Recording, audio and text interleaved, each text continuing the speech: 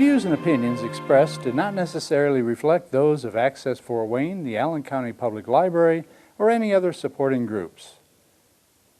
If you'd like to produce a show, call us at 260-421-1250.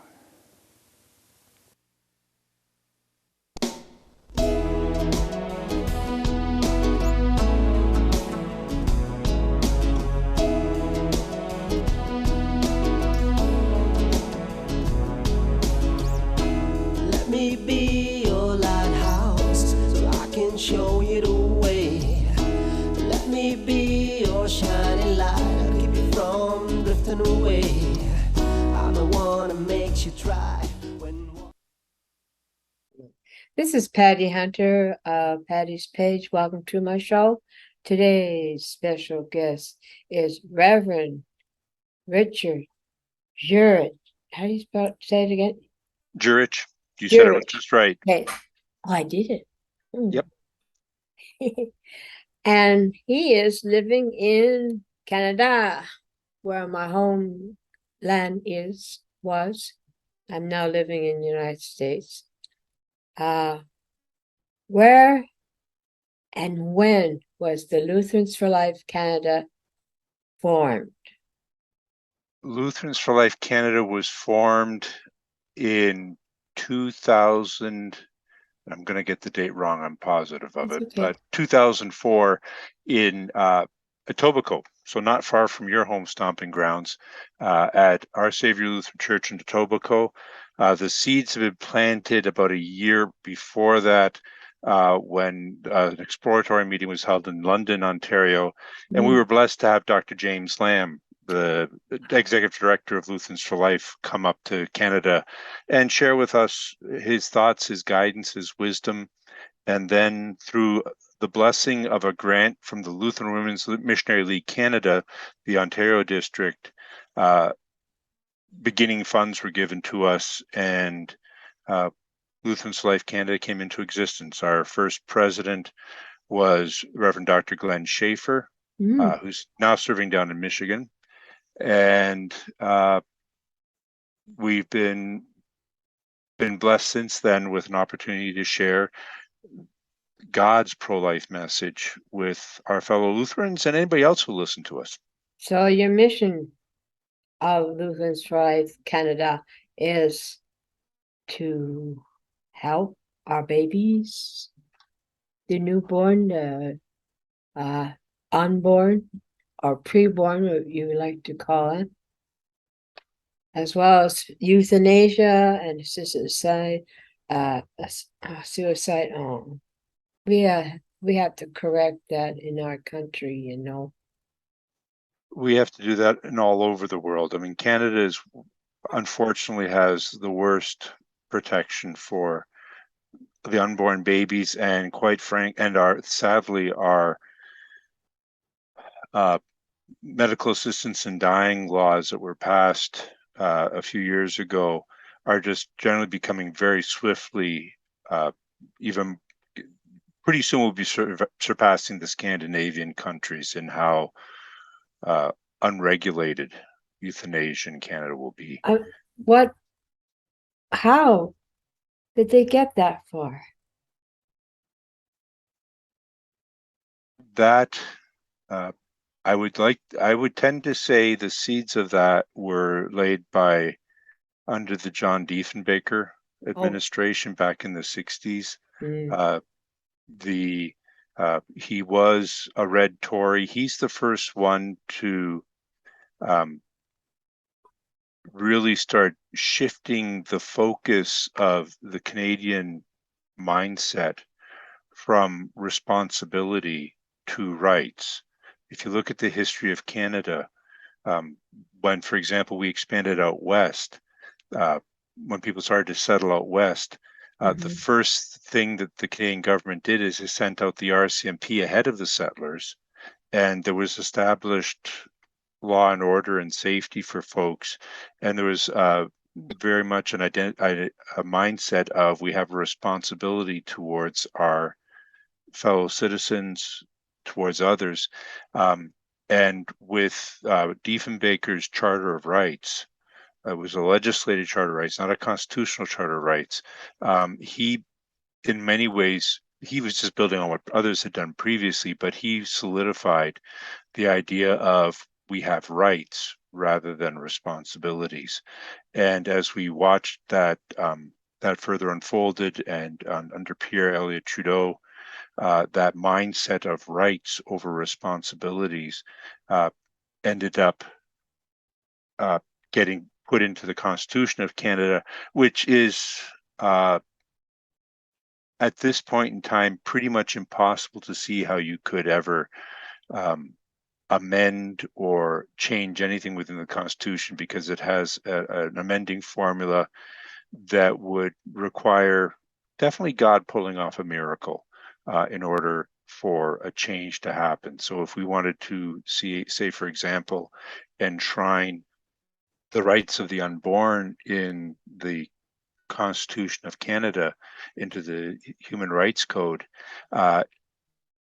it would require a massive amount of education and encouraging folks to think through what's going on. And at present, again, from what I can see on the political landscape, there isn't too much possibility of that, barring God's miraculous intervention. Well, we've been praying. I have been praying to the Lord Himself that someday someone's going to wake up, see the truth, and say, this is not compassionate, this is the devil working. And we know that God is in control. So I don't know how long this evil is going to last here until the Lord comes Himself, I reckon. Mm-hmm. It's been around for the lifetime of humanity. If you take a look at the Roman laws and Greek civilization, if you look at the early writings of the Christian church, you find them writing about the sin of abortion. But the reason they had to write about it is point out that it was wrong, that it was sin, that it was immoral, was because in the society it wasn't. It was legally accepted. If you take a look at the Hippocratic Oath, which has included in its portion that it will not, that the physician who takes the Hippocratic Oath will not do anything to induce an abortion or to do anything to induce an early end to a person's life, i.e. euthanize them. The reason that came about was because that was common practice in those civilizations. And you take a look at the history of the world, let's face it, abortion came into the world and euthanasia came into the world the day that Adam and Eve ate of the forbidden fruit. And in the end, we will only see an end to abortion and euthanasia when Christ returns in glory. It's one of the things that I try to every once in a while point out to our membership, because sometimes, and rightfully so, we get frustrated because we'd love to see a change.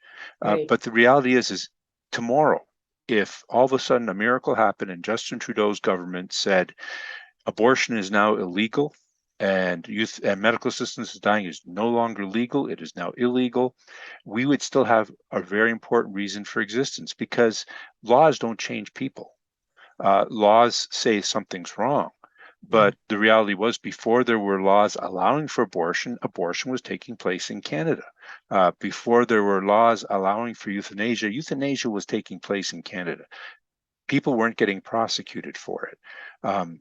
And the sad thing is that the reality is we live in a sinful world. I mean, that's why Christ came in to save lost and hurting people, not to change them into perfect robots. And sometimes we in the pro-life movement get a little frustrated because we really would like the perfect robots, until we realize that would mean we'd have to be perfect robots, and depends on which little master is in control at the time, that we might end up doing stuff we shouldn't be doing. I know. How long have you been the head honcho at Lutherans for Life? Well, the president. I've been the president of Lutherans for Life Canada. I think it's been 5 or 6 years. I served on the board of directors for a number of years as treasurer. Mhm. Lutherans for Life Canada is a little different than Lutherans for Life, mainly because of our size. We have no paid employees. We're purely a volunteer-run organization. We just, for various reasons, we haven't been allowed to go in that direction, and hence we've had to narrow our focus very much on education. That we are, and in fact, in our founding, that that was recognized already when we were founded as an organization, that our main and primary purpose is education. We will work with other pro-life organizations to various extents, but what we mainly try to do is inform our membership, and the church Lutherans within Canada is our main focus, though as I said Mhm. earlier, we gladly talk to anybody who wants to listen to us, but to equip them to simply share the truth about what is life, that life is not something that man gets to arbitrarily decide that a person is a human being and is alive at so many months within the womb, or so many years after being born, or if they've got a certain IQ, or if they are above a certain minimal health standard, but no, rather that every human life is sacred and blessed from the womb through to the tomb. And just to try to help folks, how do you talk about that with others, not in a debating manner, because that, I don't know about you, Patty, but I've very rarely ever been had my mind changed by somebody who was arguing with me in a debate style, because Yeah. I'm too busy marshalling arguments against them. But Mhm. rather, how do you just talk over them like you would over a cup of coffee, and just, Get to know them personally. yeah, get to know them and just share the truth and let God work through that truth in their hearts.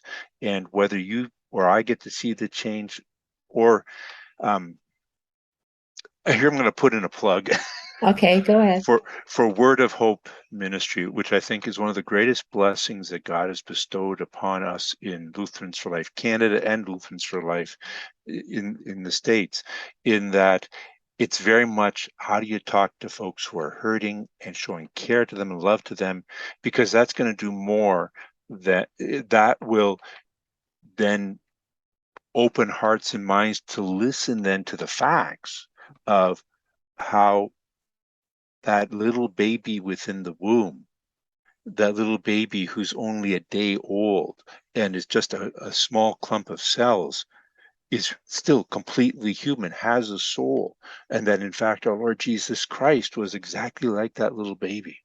And then to help them realize uh,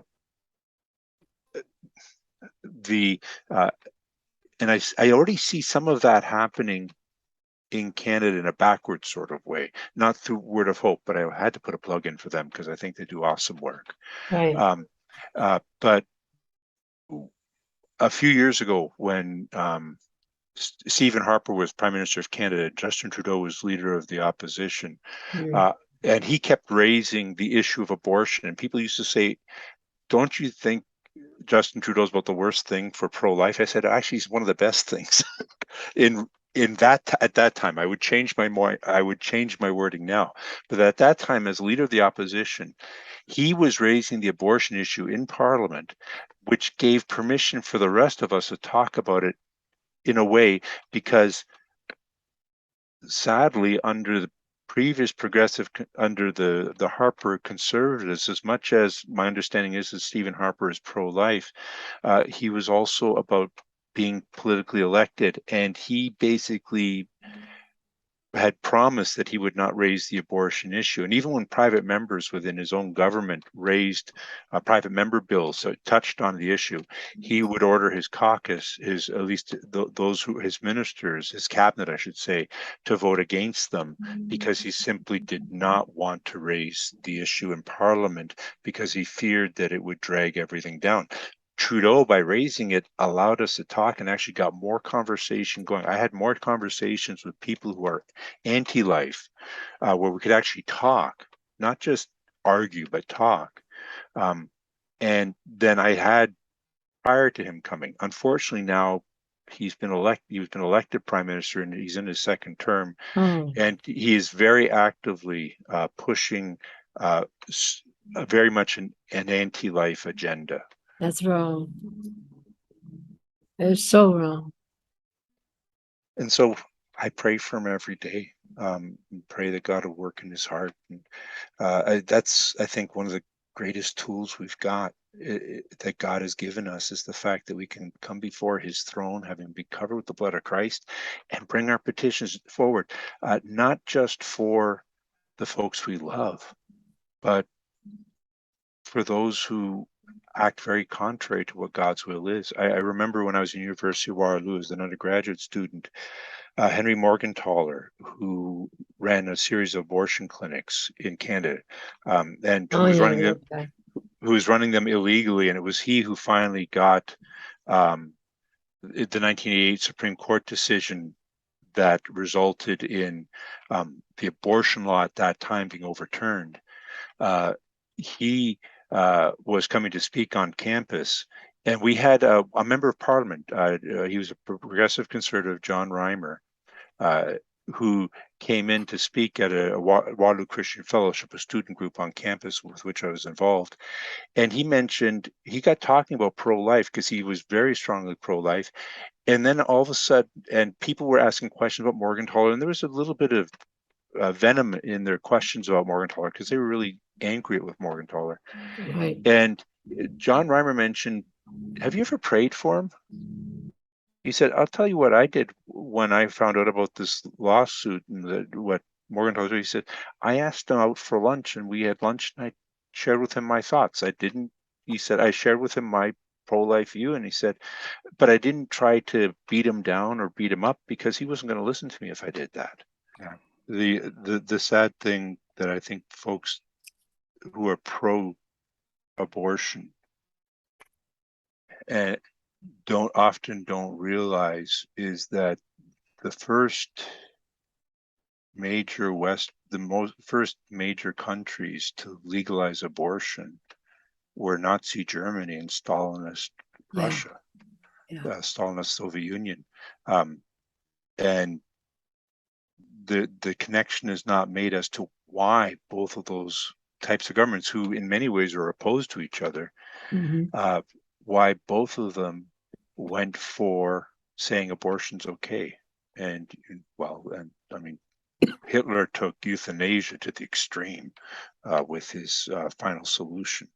That the way you deal with his view is the way you deal with those who you consider inferior. That is so wrong too. Yeah. And it was Jews, it was gypsies, it was homosexuals, it was devout Christians, anybody who basically didn't see things the way he saw them, which is something also a reminder for us in the pro-life movement, that sometimes we like to turn our opponent, those who disagree with us, into stereotypes and evil enemies whom we are called to shoot down and reprogram, or whatever language you want to use, instead of recognizing what Christ did as he hung on the cross and looked at those who had nailed him to the cross, those who were mocking him and spitting at him, and prayed, Father, forgive them, for they know not what they're doing. And that's something for us to keep in mind. God is in control. And not just God is in control, but also God gave up control. That God gave up his own life on the cross as he died for us. And that as we look at other folks, Jesus calls us to follow in his footsteps. And he said, the Son of Man did not come to be served, but to serve, and give his life as a ransom for many.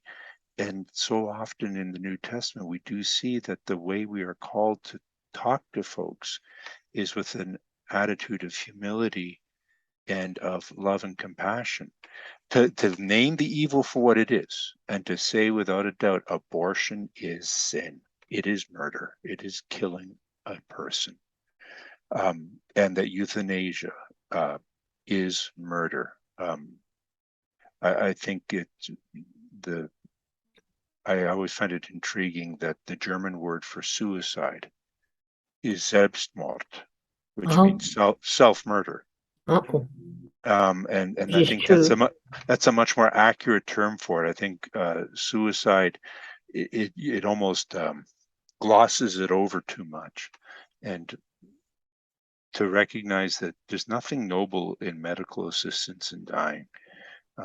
It's rather not helping a person deal with the reality of their life. That's the blessing of the hospice movement. That began in the States by, if I remember correctly, it was two Christian nurses who were afraid of this whole uh,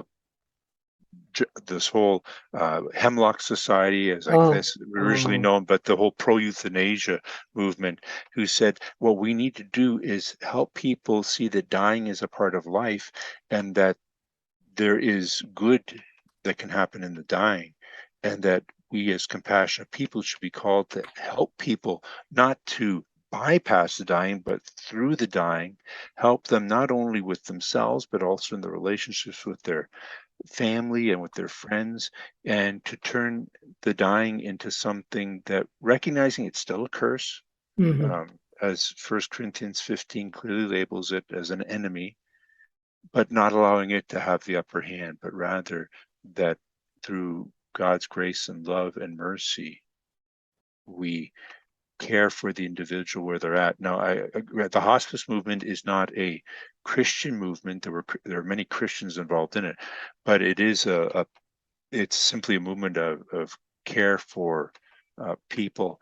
And that when we talk about euthanasia, there should always be sort of that, it's much as with abortion, there's not only the saying we shouldn't abort children, but also, on the other hand, encouraging folks to support pregnancy centers and help unwed mothers and the like.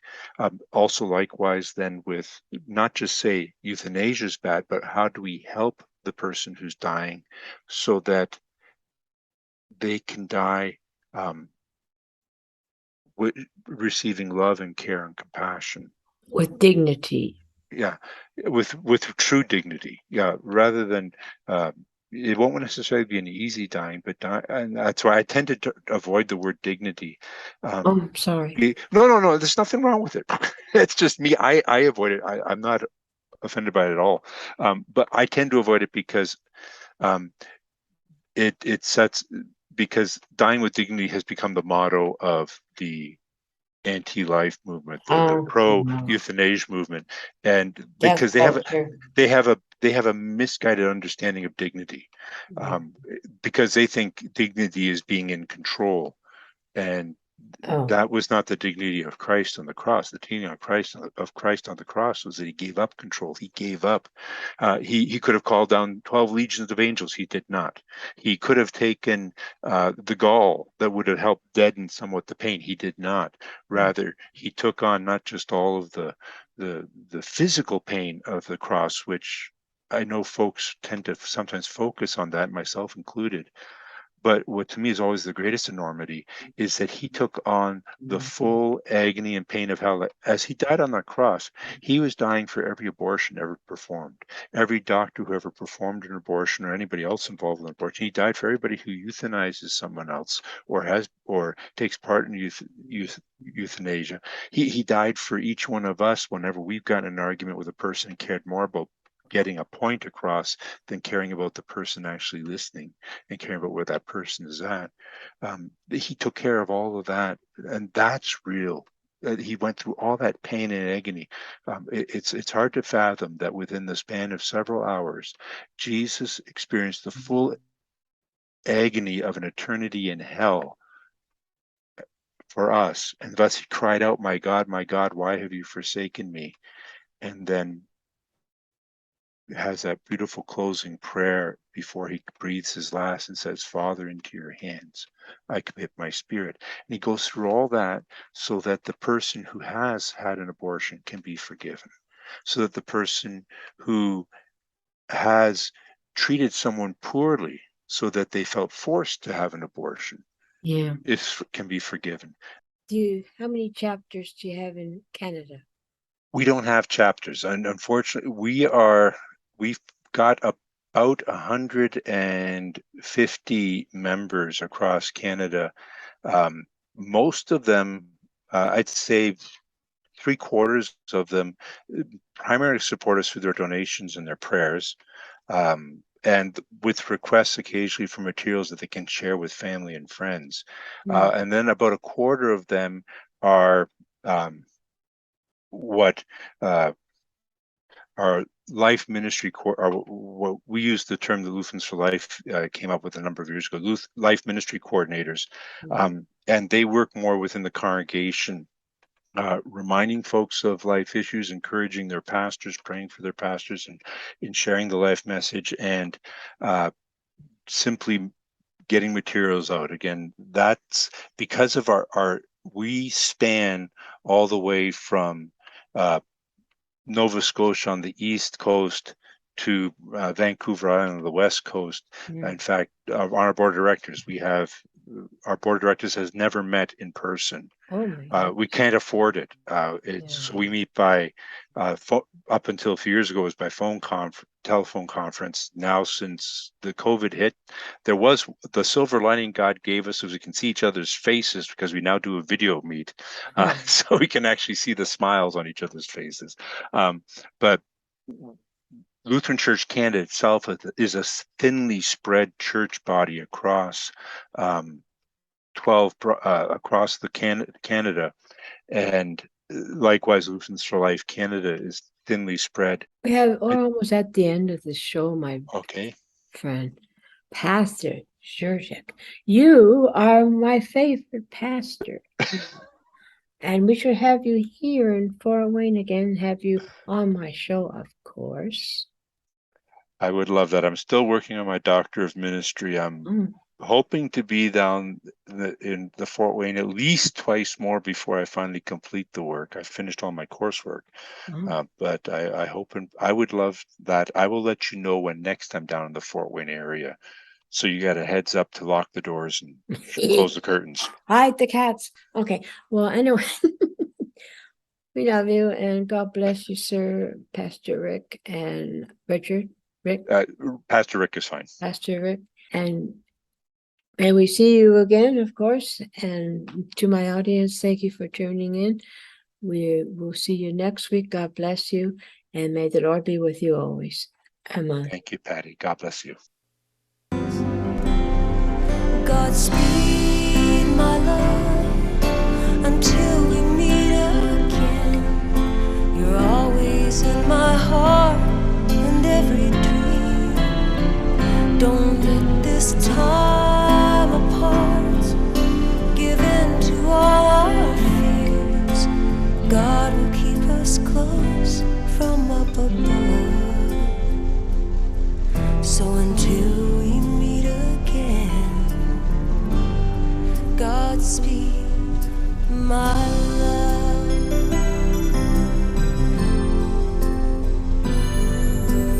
God is with us all.